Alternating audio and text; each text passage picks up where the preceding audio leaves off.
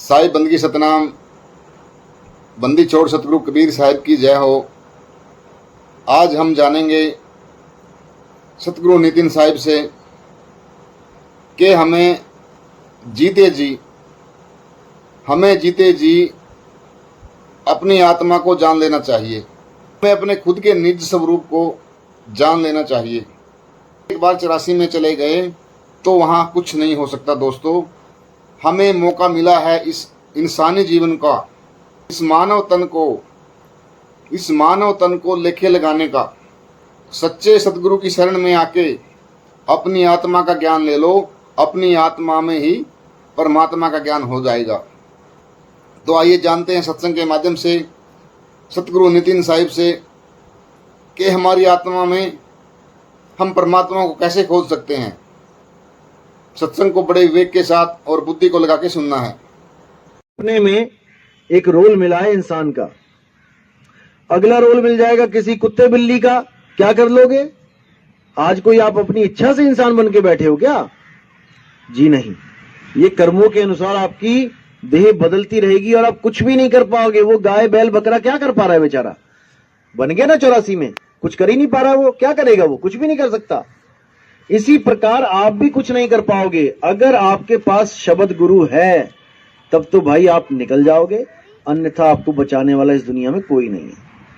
तो इससे पहले कि समय बीते हमने शब्द गुरु की खोज करनी है। देह गुरु तो बहुत बैठे हैं, देह गुरु का तो अंत नहीं है। जिसकी मर्जी ध्यान, सब गुरु अपना ध्यान लगवा रहे हैं। मेरे शरीर का ध्यान लगवाओ, मेरी शक्ल का ध्यान लगाओ, मैं लेने आऊंगा। अरे भाई, जो अंधा है वो किसका ध्यान लगाएगा? जो गुरु को देख ही नहीं सकता वो किसका ध्यान लगाएगा? उसको कौन लेने आएगा? कोई विचार नहीं कर रहा, बस सबके सब लगे हुए। जैसे अंधी भेड़ होती है ना, एक भेड़ आगे वाली अंधी चल रही है, उसको पीछे देख देख के आंखों वाली निकल रही है उसके पीछे पीछे। तो कबीर साहब कहते हैं अंधभक्ति करो, लेकिन तुम्हारा गुरु अंधा नहीं होना चाहिए। अंधभक्ति करो, अंधी श्रद्धा करो, लेकिन किस पे? जिस पे पूर्ण विश्वास हो जाए उस पे। पूर्ण विश्वास कैसे होगा? बिना परख के नहीं होता भाई पूर्ण विश्वास। पहले परख कर लो अच्छी तरह। जब अच्छी तरह परख कर ले, जैसे कोई दुकानदार है, आपने अच्छी तरह परख लिया, उसको 15-20 बार अच्छी तरह परख लिया, उससे सामान लिया, घर में जाके भी तोला, सामान लिया और 2-4 बार तुम वहां पे प्रेजेंट भी नहीं थे, तब भी तुमने कहा कि सामान तोल दो, नहीं गए वहां पे उसके सामने, उसने सामान तोला, घर में जाके आपने देखा कि बिल्कुल सही तोल रहा है, मेरे होने ना होने का भी फर्क नहीं है, उस पर विश्वास हो गया ना, तो अब उस पर पूर्ण विश्वास कर सकते हो। जो तुम्हारे सामने सही तोल रहा है, तुम्हारे पीठ पीछे गलत तोल रहा है, उस पर विश्वास नहीं करना है, बात खत्म है। तो इसी तरह कबीर साहब ने बोला है कि शब्द के ऊपर पूरा विवेक लगा दो।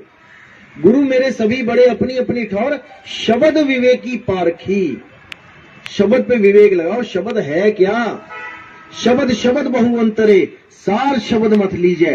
कहे कबीर जहां सार शब्द नहीं, दृढ़ जीवन सो जीजे। धिक्कार है उस जीवन पे, उस मनुष्य चोले पे धिक्कार है जो शब्द का ही निबेड़ा नहीं कर पा रहा है कि शब्द क्या है, अखंड शब्द है क्या। हर जगह परमात्मा ने अखंड अखंड अखंड बोला है। अखंड का मतलब तो समझ लो। अखंड का मतलब होता है जो एक लय चलता है, जिसका कोई आदि और अंत ना हो, वो अखंड होता है। क्या तुम्हारे नाम अखंड है? कोई भी नाम उठा लो, सत कबीर उठा लो, कहां से स्टार्ट होता है? सा से स्टार्ट होता है। कहां खत्म होता है? रा पे खत्म हो जाता है। कहां से अखंड हो गया ये? सत कबीर सत कबीर सत कबीर, कहां से अखंड हो गया ये? अखंड नाम का केवल एक एग्जाम्पल है इस पूरे वर्ड में, वो भी एग्जाम्पल है केवल, और इससे ज्यादा कुछ नहीं। वो एक आवाज है जो गले से निकलती है, खा। ये जो आवाज है, ये एक लय निकल रही है। ये जस्ट एक एग्जाम्पल है उस शब्द का कि ऐसे लगातार हो रही है, ऐसा वो नाम है। लेकिन यही है तो ये भी नहीं है, वरना जो मैंने आ बोला, इसको सुन के अब तक तो सारे जाग गए होते अगर यही सार शब्द होता। ये भी सपने की ही आवाज है, लेकिन ये मैचिंग में आ जाती है कि ये टूट नहीं रही है बीच में। जैसे हम कोई नाम और जपे, पा पा पा का का खा खा, ये टूट रहा है, दोबारा बोलना पड़ रहा है, लेकिन ये दोबारा बोलना नहीं पड़ रहा है। इसी प्रकार वो अखंड नाद युगों युगों से चल रही है और चलती रहेगी, बस उसमें सुरत को लगाना है। और वो कैसे लगेगी? जब आपको गुरु मिलेगा विदेही ज्ञान वाला, जो आपको देह से ना जोड़े, आपको विदेह से जोड़े। वो शब्द कहां हो रहा है उसके साथ आपकी सूरत को लगाने की प्रैक्टिस करवा दे। नहीं तो इसी सपने में भटकते रहेंगे। इस सपने को छोड़ने को कोई तैयार नहीं है। इस सपने में ही पूरी ऐश करना चाहते हैं, A to Z, मेरे मकान बन जाए, दुकान बन जाए। और जब सो जाता है तो वही करोड़पति देखता है कि मैं गलियों में भीख मांग रहा हूं। क्या फायदा ऐसे करोड़पति होने का? एक जगह तो टिक के रहे ना। तो सबको पता है कि ये साथ कुछ नहीं जाना है, यहीं रह जाना है, लेकिन जोड़ने में लगे हुए हैं। जितना ज्यादा जोड़ोगे उतनी ज्यादा सूरत फंसेगी। बस इतना रखो कि साईं साहिब इतना दीजिए जामे कुटुंब समाए, और मैं भी भूखा ना रहूं, साधु भूखा ना जाए। भाव ये होना चाहिए। वो दे कितना रहा है वो उसकी मौज है, वो कितना दे रहा है उसकी मौज है, लेकिन तुम्हारा भाव इतना ही होना चाहिए कि भाई मेरे काम भी ना रुके और मेरे घर से कोई साधु भूखा ना जाए।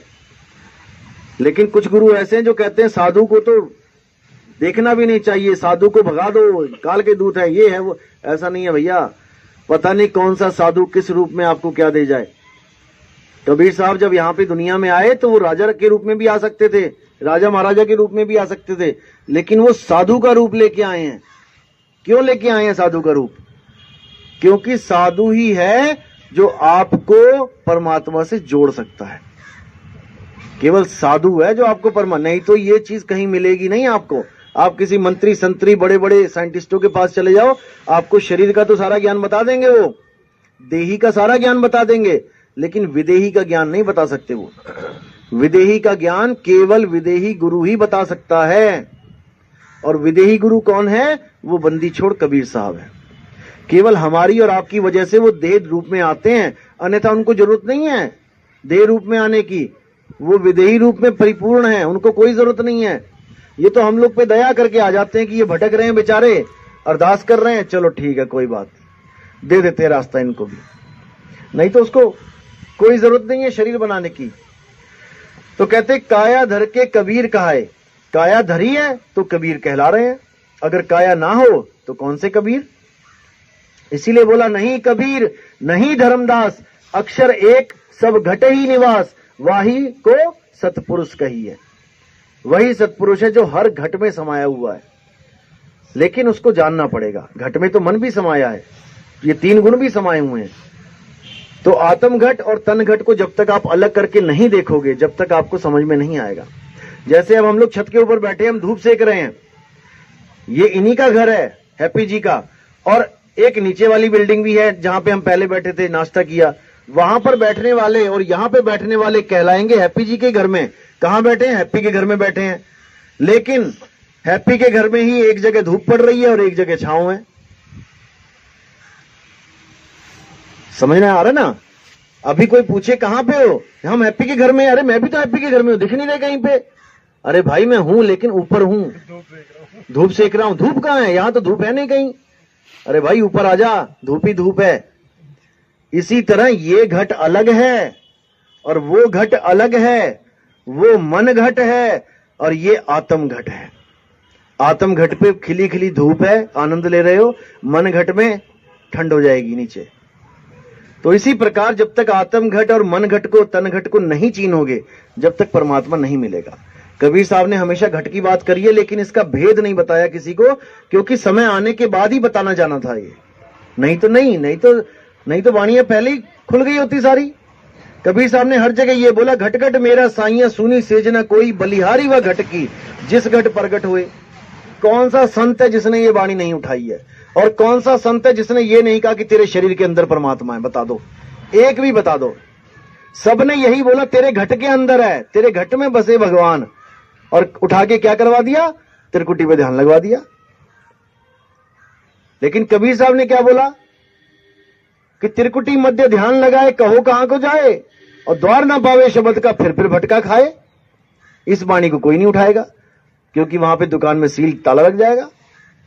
तो कबीर साहब की वाणियों में भेद हैं। उनके जो दोहे हैं उसका मतलब ये है कि दो अर्थ हैं उसके, यहां का भी निकलेगा और वहां का भी निकलेगा। अगर भेदी कोई होगा वो जान जाएगा, नहीं तो एक ही अर्थ पकड़ के सब उलझ जाते हैं।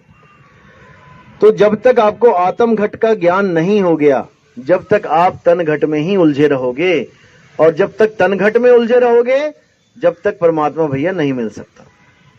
उसको प्राप्त करने का एक ही जरिया है कि इन दोनों घटों को अच्छी तरह समझ जाओ गुरु के द्वारा कि आत्म घट कहां है और तन घट कहां है। तन घट में किसका राज चलता है और आत्म घट में किसका राज चलता है। गुरु ग्रंथ साहब में आता, आत्म में राम, राम में आत्म, और गुरुमुख चीने से विचारी। गुरु के द्वारा जब हम ये विचार गुरु का जब चीनेंगे, तब हमें समझ में आएगा कि हमारी आत्मा में वो राम परमात्मा बसता है, लेकिन हम अपने शरीरों में ढूंढने में लगे हैं। कहते तेरा साईं तुझ में है, जाग सके तो जाग। जब कह दिया कि तेरा साईं तुझ में है, तो सबसे पहले मेरी खोज क्या होनी चाहिए कि पहले मैं ढूंढूं कि मैं हूं क्या, क्योंकि मेरा साईं मुझ में है। अब मैं शरीर तो नहीं हूं, शरीर नहीं हूं तो मेरा मतलब, इसका मतलब है कि मेरा साईं शरीर में नहीं है, क्योंकि मैं शरीर नहीं हूं। मैं सांस भी नहीं हूं तो मेरा साईं सांस में भी नहीं है। मैं मंत्र भी नहीं हूं तो मेरा साईं मंत्र में भी नहीं है। मैं पांच तत्व भी नहीं हूं तो पांच तत्वों में नहीं है। फिर मैं हूं क्या? मैं एक आत्मा हूं।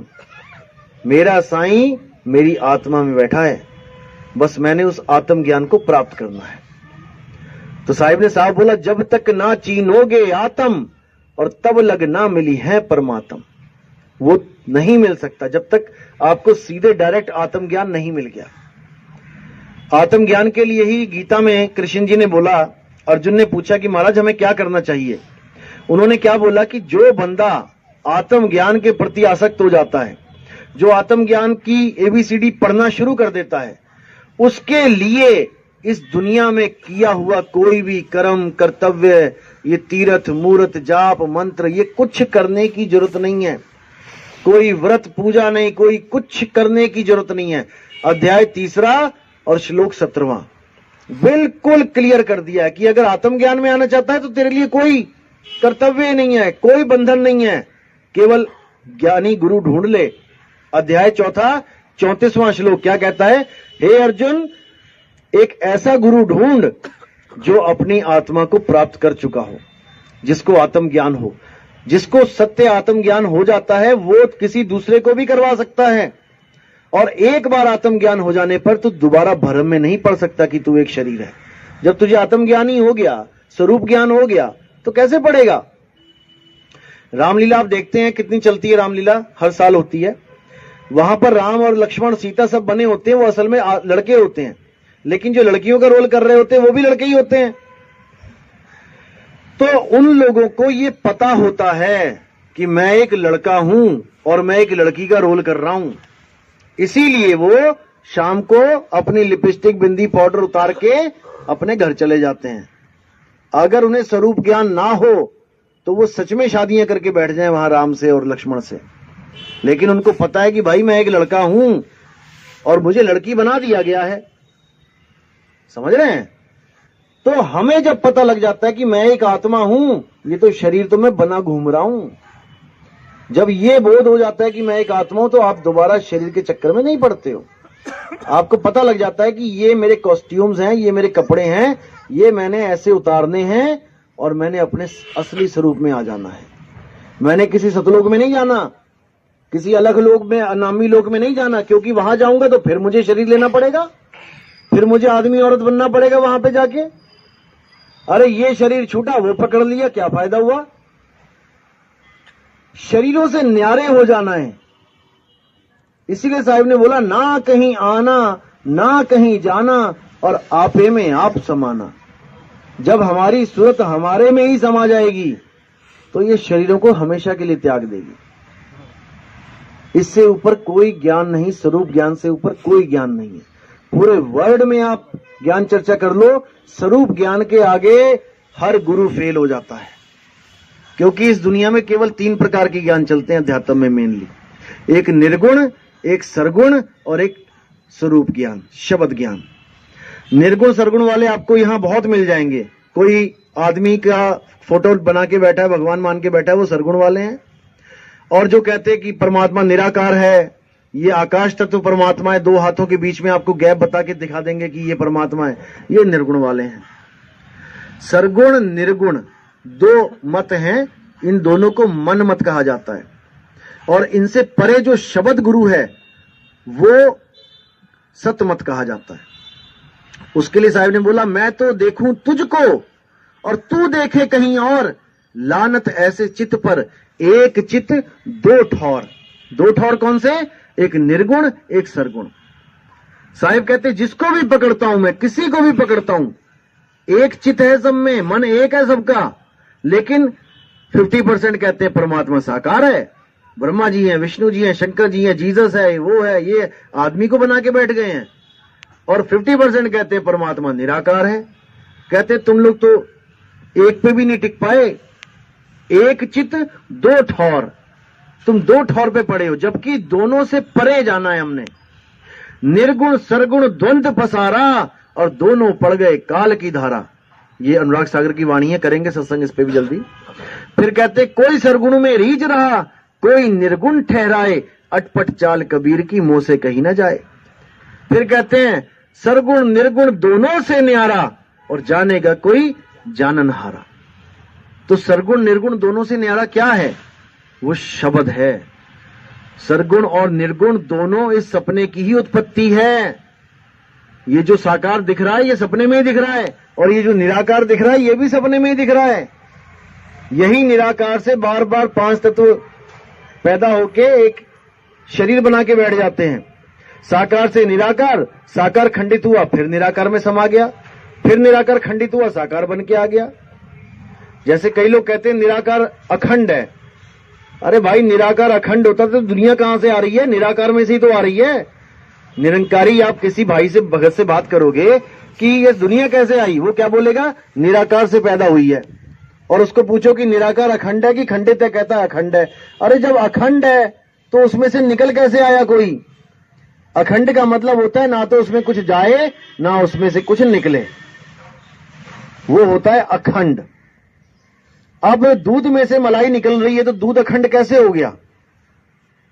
दूध अखंड नहीं हुआ, उसमें से तो मलाई निकल रही है भाई, खंडित होकर तो निकल रही है, पार्टिकल उसी में से तो आ रहे हैं। तो इसी प्रकार वो जो शब्द है उसके अलावा और कुछ नहीं, उसके अलावा कुछ अखंड नहीं है। ये सारा जो भी तामझाम है ये सब तीन लोक का है।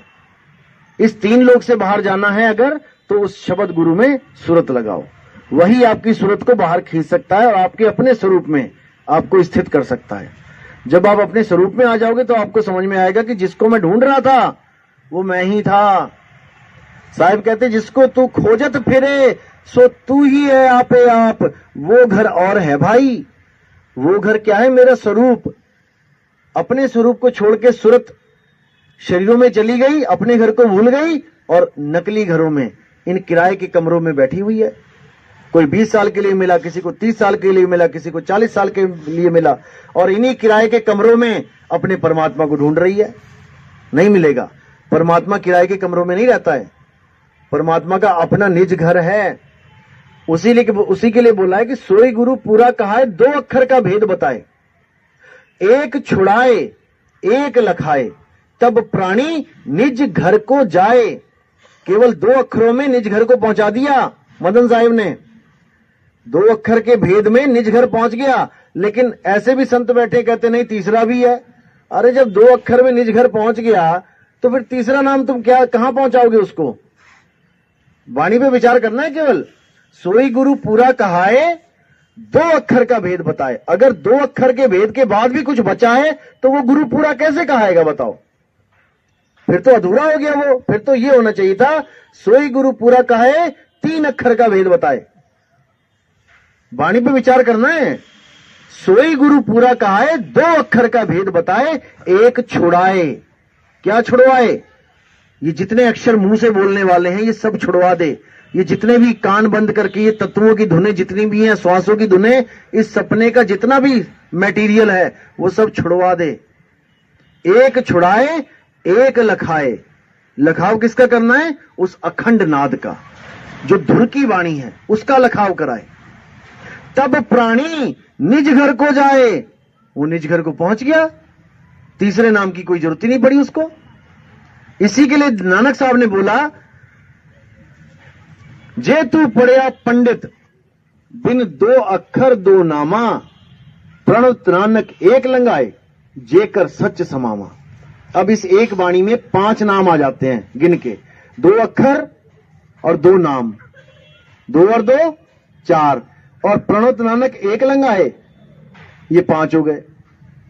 अब जो 5 नाम देते हैं वो कहते हैं वाणी बिल्कुल सही है, हमारे 5 नामों का इशारा है इसमें, 2 अक्षर हैं, 2 नाम हैं और एक जिसमें लगाएगा जो, वो 5 वाणी 5 नाम फिट कर देते हैं।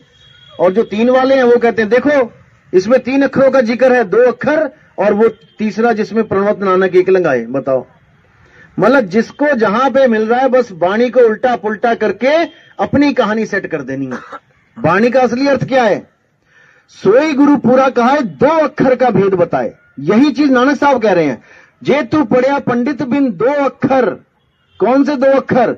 एक 52 अक्षर, एक आदि अक्षर। उसके बाद 2 नामा। कौन सा नाम?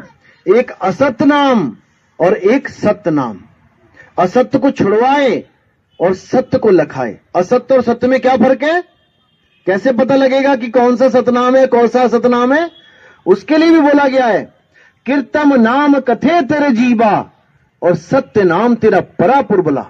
ये गुरबाणी में है ये, कि नकली नाम जब छुड़वाएगा तो क्या इशारा देगा उसका, क्या उसकी संकेत होगा? नकली नाम कौन से? कीर्तम नाम कथे तेरे जीवा। जितने भी नाम जीवा से बोलने वाले हैं वो सब को छुड़वा दे, वो सब असत्य नाम है। कीर्तम का मतलब होता है नकली, डुप्लीकेट, आर्टिफिशियल।